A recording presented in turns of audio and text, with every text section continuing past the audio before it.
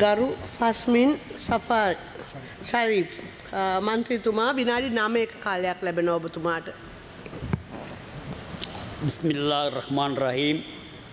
இலங்கையில் வாழ்கின்ற அனைத்து முஸ்லிம் நல்லவங்களுக்கும் ரம்சான் கரீம் நியோஜக நாயகத்துமணி.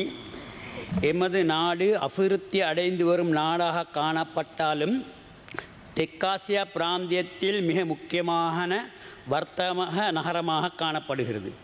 முக்கியமாக ஆங்கிலேயரின் வருகையின் பின்னர் எமது நாட்டில் தேயிலை, கோப்பி மற்றும் ஏற்றுமதி பயிர்கள் உற்பத்தி மூலம் நாட்டின் பொருளாதாரத்திற்கு பெரும் பங்களிப்பு கிடைத்ததோடு எமது நாட்டின் பெயரும் பெரிய அளவில் வெளிநாடுகளில் பிரபல்யமடைந்திருந்தது. அத்தோடு முக்கியமாக மலைநாட்டு பகுதியில் நாம் பொதுவாக பூக்கள் மற்றும் மரக்கறி வகைகள் போன்றவற்றின் ஏற்றுமதி மூலம் எமது நாட்டின் பொருளாதாரத்துக்கு சிறு பங்களிப்பை செய்யக்கூடியதாக இருந்தது.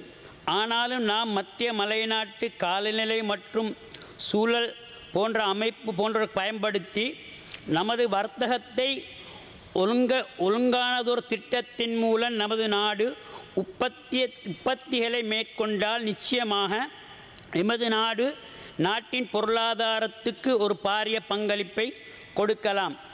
அதே போன்று எங்களுக்கு தெரியும், சென்ற அரசாங்கத்தின் மூலம் சத்துசேகள் இல்லாமலாக்கப்பட்டது. உதாரணமாக சொல்லப்போனால் 3 கண்டெய்னர்கள் எஸ்டிசி அனுப்பப்பட்டது. அது இன்று வரை சத்துசைக்கு கிடைக்கப்பெறவில்லை. அதே போல எங்களுக்கு தெரியும், நிச்சயமாக இலங்கையில் சத்துசையை மேம்படுத்துவதற்கு எங்களது அரசாங்கம் மிகப்பெரிய பாரிய முயற்சியை எடுத்துக்கொண்டிருக்கின்றது. கம்பளை பிரதேசத்தை நான் பிரதிநிதிப்படுத்தக்கூடியவனாக இருந்தாலும் 2 சத்துசைகள் உள்ளது. அதில் ஒரு சத்துசையில் நான் போயிட்டு சென்று பார்த்தால் ஒரு அமைச்சருடையவோ யாருடைய ஒரு உறவினரோ நண்பரோ நடத்தி கொண்டு செல்லக்கூடிய ஒரு இடத்தில் எடுத்திருக்கின்றார்கள். அது பாரிய நஷ்டத்தில் சென்று கொண்டிருக்கிறது. அதே போன்றுதான் இலங்கையில் குறிப்பாக பல சதுசைகள் முன்னைய அரசாங்கத்துடைய தவறான கொள்கை முடிவுகளாலும் கொள்கைகளாலும் பாரிய வீழ்ச்சி அடைந்திருக்கிறது. அதை நாம் நிச்சயமாக வெற்றி அடையக்கூடிய பாசையில் நஷ்டமில்லாத ஒரு சதுசையாக நடத்துவதற்கு எங்கள் அமைச்சர் பாரிய முயற்சியை எடுத்துக்கொண்டிருக்கின்றார். அதே போல அதனை இன்னும் எல்லா மத்திய மலைநாட்டு இடங்களும் நமது பிரிவுபடுத்தினால் நமது ஆகக்கூடிய உற்பத்தியை இந்த நாட்டில் உற்பத்தி செய்யக்கூடிய கராம்பு, கோப்பி, அதே மாதிரி தேயிலை போன்ற மிக முக்கியமான ஏற்றுமதி பொருட்கள் மூலம் இந்த நாட்டின் வருமானத்தை எங்களுக்கு அதிகரித்து கொள்ளக்கூடிய சந்தர்ப்பங்கள் ஏற்படுத்த முடியும்.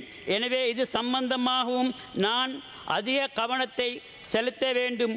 உதாரணமாக எமது நாட்டில் ஏற்றுமதி செய்யக்கூடிய கருவா பட்டைகளை நாம் எண்ணெயாக்கி ஏற்றுமதி செய்தால் மேலும் பல மடங்கு வருமானத்தை எமக்கு பெற்றுக்கொள்ளக்கூடியதாக இருக்கும். அதே போன்று முன்னைய அரசாங்கத்தில் அங்கம் வகித்த சில அமைச்சர்கள் அவர்களுடைய உறவினர்கள் மூலம் இந்தோனேசியாவில் இருந்து கொட்டப்பாக்கு, துண்டு பாக்கை இறக்குமதி செய்வதாக கூறிக்கொண்டு பாக்கை இறக்குமதி செய்து அது இலங்கைக்கு வரும்போது 180 ரூபா 200 ரூபா கோஸ்ட் அடையக்கூடியதாக இருந்தது. அதை முந்தைய காலத்தில் 1100 ரூபாய்க்கு விற்கப்பட்ட பாக்கு இன்றைக்கு 550 ரூபா 600 ரூபாய்க்கு கீழடைந்தது. அது முந்தைய அரசாங்கம் பெரிய அளவில் கண்டெய்னர் கணக்கில் இறக்குமதி செய்ததன் விளைவாக அது நஷ்டமடைந்தது. நமது அரசாங்கம் அதை சம்பூர்ணமாக நிறுத்தி அதுக்கு விவசாயிகளுக்கு மேலதிகமான நன்மைகளை பயக்கக்கூடிய அளவில் நடவடிக்கை எடுத்துள்ளது. அடுத்ததாக எமது நாட்டில் அனைவரும் விரும்பி சாப்பிடும் வாழைக்காய் மூல நல்ல புதிய உற்பத்திகளை திறனாக செய்து அதன் மூலம் நல்ல வருமானத்தை பெற்றுக்கொள்ளக்கூடிய எத்தனையோ மக்கள் மத்திய மலைநாட்டில் உள்ளனர்.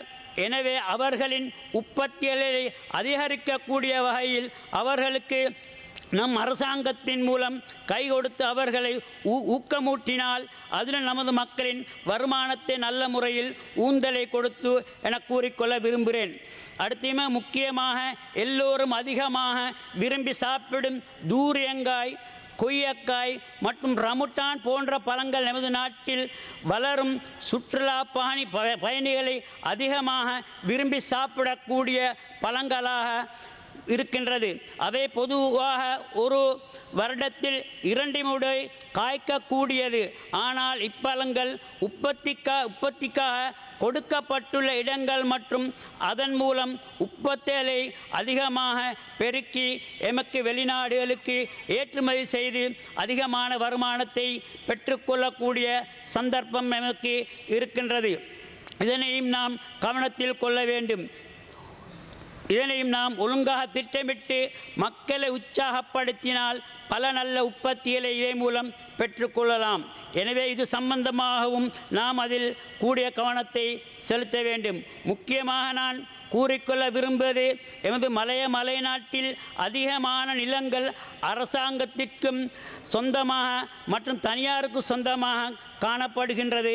எனவே அவைகளை நாம் இனம் கண்டு இந்த மாதிரியான உற்பத்திகளை செய்யக்கூடியவர்களை கண்டு அவர்களுக்கு நாம் பெற்றுக் கொடுப்போமானால் நாம் உண்மையிலே மத்திய மலை நாட்டுக்கும் இந்த நாட்டுக்கும் பெரியதொரு உற்பத்தி செய்வதன் மூலம் வருமானத்தை பெற்றுக்கொள்ளக்கூடியதாக இருக்கும்.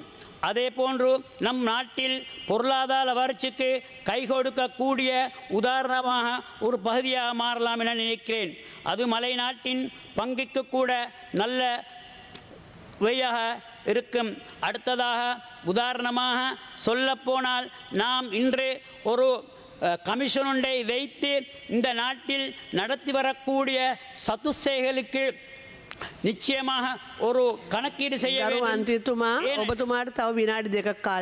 ஏனென்றால் அதன் மூலம் முந்தைய அரசாங்கங்கள் முக்கியமாக எடுத்திருக்கக்கூடிய பில்டிங்களுக்கு அதிகமான கூலிகளை கொடுத்துத்தான் இன்றைக்கு நடத்தி கொண்டு இருக்கிறார்கள்.